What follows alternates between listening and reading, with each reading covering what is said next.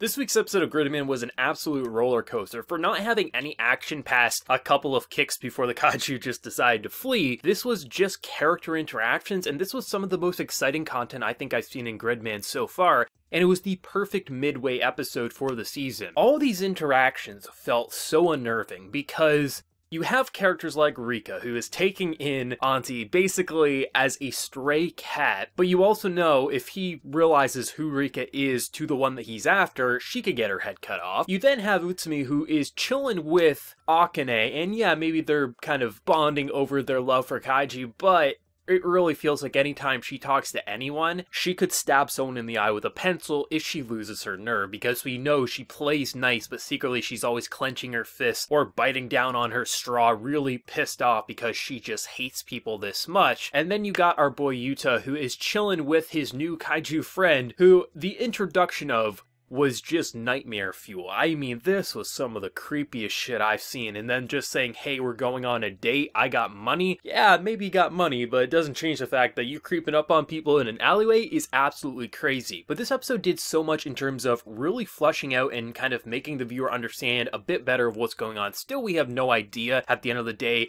what this world is. Is it actually real? Is it some sort of cybernetic world similar to where Gridman comes from? Or is this really just Akane's playground where she is basically playing The Sims with a kaiju mod installed? Saw that comment on Reddit, perfect way to explain it, because essentially she is just killing anyone she doesn't like and rebuilding it in her ideal world, essentially making this city into its own version of a monster, which I have to say I love the visuals because it was so just super cheap and just kind of clunky 3D models. It was amazing. I love the visuals when kind of explaining how this world is being rebuilt. This episode was very exciting to me because you have characters who either really never talk to one another, or you have these characters who continuously talk. Like, I'm curious when you have characters like Rika, is she going to change this guy's opinion? Because we can see Akane is a very horrible person, especially with how she treats those who serve her, throwing phones in his face. And then you have this one girl who keeps feeding him and actually kind of treating him nice. I'm curious if that would be enough to sway his opinion. And then you have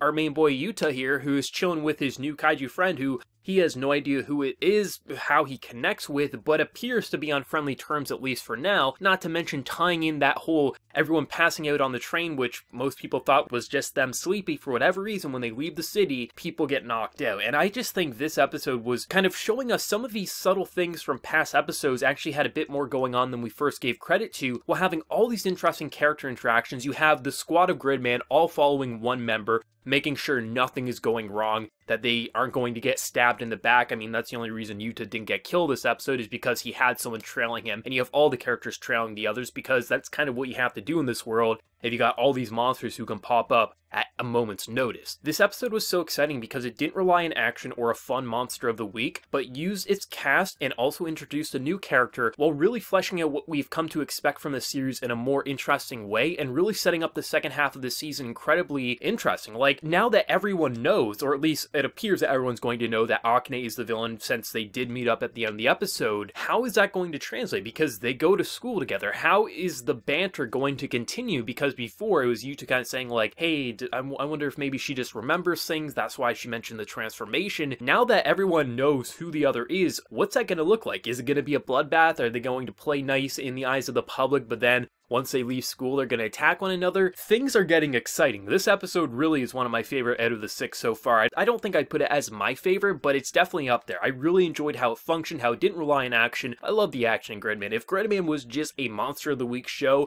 that would be enough for me, because that's just a fun style. Because this is actually trying to have a story and character arcs, I'm glad we got this sort of episode when we did. Nice midway point, really fleshing it out. The only main thing that I don't like about Gridman is it definitely feels like more and more we're seeing shots such as this that aren't just the random, poorly detailed shot and they move on. These are shots that last 10, 20, sometimes 30 seconds of just like, why can't we just focus on a normal drawn face for 20 or 30 seconds? You just showed me one. It's a little disheartening, because I love how this looks more often than not, but I don't like it when it does dip, when it's going to dip like this and stay on that shot for quite a while, that the viewer is going to notice and say, okay, something's amiss here. But if this is the type of dip we have to expect if we want to keep seeing the good 3D in this show, then so be it, but it doesn't change the fact that I just don't like it. But still, this cast is so interesting. For a lot of these characters, especially characters characters like Riko or Utsumi, it felt like they would be a lot more just filler and not really have any importance to this show when it first started. I thought it really would just be Yuta's story and Gridman's, but I am glad we have characters who are starting to fill in the void. Like, even though maybe they're not helping in battle as much as I thought they would, it's interesting how they're tying into the antagonists and just how they might be able to sway opinions or maybe get information or dirt on the other. And I just really like how Akane is clearly just a psychotic and horrible person. Of course, she's being used by the big bad, but it doesn't change the fact that what she's doing is wrong. The only thing I am worried about with this show is that they're going to, because it's clear she can reverse things. She can reverse the damage done to buildings, so I wouldn't be surprised if she could reverse the damage done to people. And I just feel like by the time the show wraps up, they are going to reverse it and say, oh, she was being used, let's forgive her, which I really hope they avoid, because she's just an evil character right now, and that's what makes her so exciting, because she literally is just killing people she doesn't like, and there's no way to salvage that, used or not. That's just a horrible thing to do, and I hope they keep her like that. If they don't, it definitely will be a ding on what I would grade this, but it's still a very fun show, amazing episode, really amazing episode. For just being character dialogue, this was one of the most exciting episodes Gridman has had so far. Maybe I'm the only one feeling that way. Let me know whatever you thought of Gridman episode 6 down in that comment section below. Did you love, do you hate, your favorite moment, your favorite interaction in this episode? Because there's quite a few to pick from. Let me know whatever you're feeling, and be sure to like the video if you did enjoy, and also hit that subscribe button if you want to see more content from me in the future. So until next time, everyone, please take care and have a good one.